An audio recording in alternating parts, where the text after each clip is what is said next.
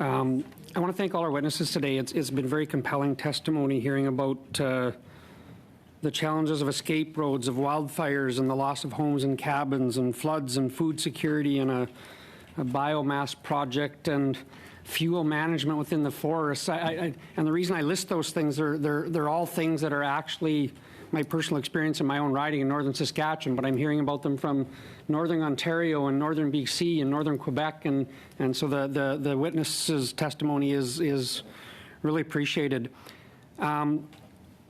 Ms. Lipscomb, I want to just drill a little bit in further to some of your comments.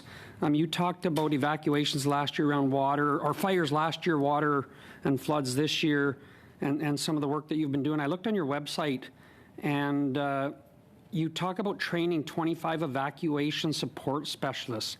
I'm really curious about what role they play, and it might have been some of the answer to my colleague's question just a minute ago, but I want to drill into that just a little bit. I want to understand the role they play, how you got to that place, and how they help you in responding to disasters in your communities over such a vast territory that you serve. Yes, thank you. And so, yes, Treaty 3 territory is 55,000 square miles. A number of years ago, every year in the spring, our northern Anishinaabe Nation, which is our neighbor to the north of us, has flooding situations, and then we're followed by forest fires. And so every year there's usually a community that has to be evacuated. And so when COVID first hit, we were confronted by the fact that some of our municipalities didn't necessarily want to have a number of evacuees come into their urban area. And so we sort of said, well, how do we begin to look after ourselves? How do we begin to build the necessary capacity within community and within our regional organizations to address some of these situations? And so there was a proposal that was developed with ISK region in Ontario, and we began to talk about the need to develop emergency management capacity so that we could respond regionally on the ground. So Grand Council Treaty 3 does have an emergency management coordinator. We have another emergency management coordinator in Sioux Lookout, and one as well in the Fort Frances area, situated at our tribal council. And so when you begin to build that initial on-the-ground capacity, what happens is you begin to identify, well, how do you do training? And so there have been a number of proposals that have gone forward to help build that capacity. And so we recently completed training in Thunder Bay, which is what you saw on our website was the completion of that training.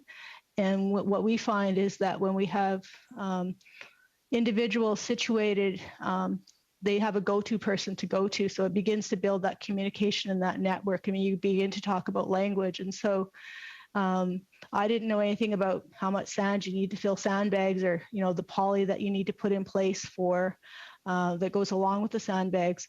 But our emergency management coordinators, they begin to develop that language, and they begin to sort of know how much sand is needed and how much, how you begin to construct, sandbagging to protect critical infrastructure such as water treatment plants. You begin to build those relationships about how you do prevention versus mitigation. And so some of our communities knew in advance that they were at risk for flooding through the Rainy River, Lake of the Woods, and then into the Winnipeg River. So there's 7 dams on the Winnipeg River. So again, knowing in advance as you watch those waters rise, being able to be prepared, which meant you had people, boots on the ground going, you know what, the water just rose 2 inches. We know that it could compromise our water treatment plant.